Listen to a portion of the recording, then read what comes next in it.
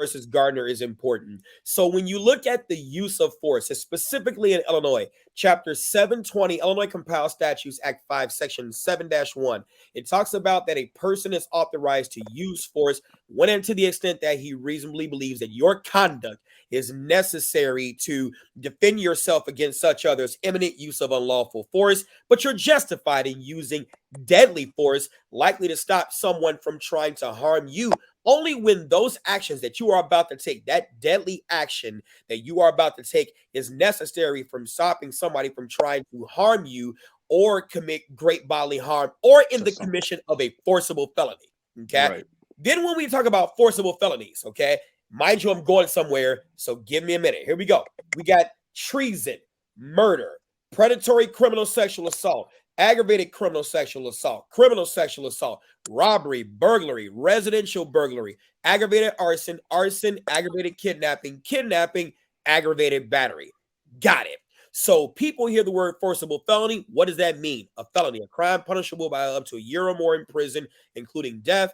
And that is a felony committed with the use of force. Usually people who don't understand the law, in its details, but understand it on the surface, will say that, okay, well, this person committed a forcible felony.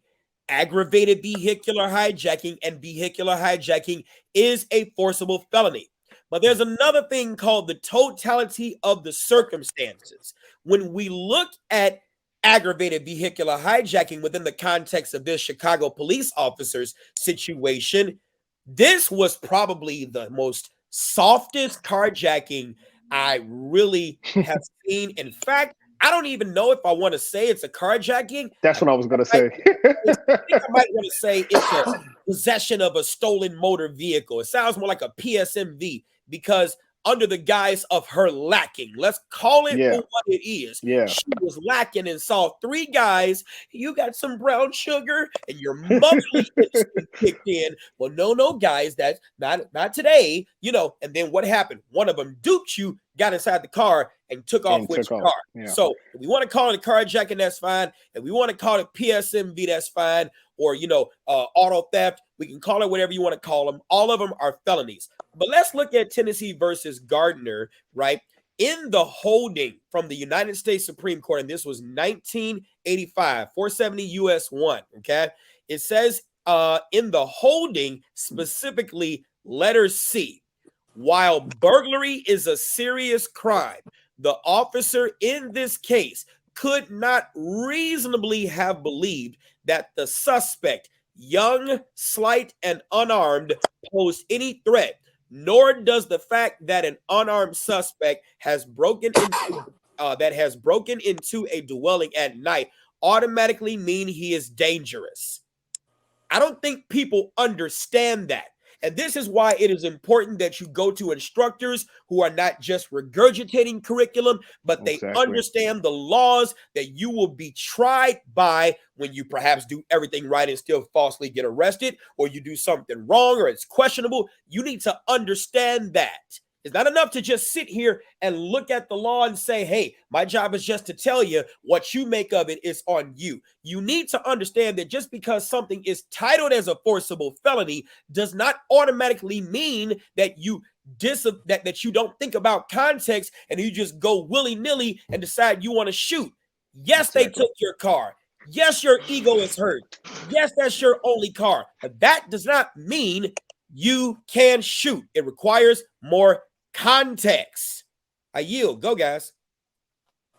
So I see some questions coming in. William, did they reverse on her?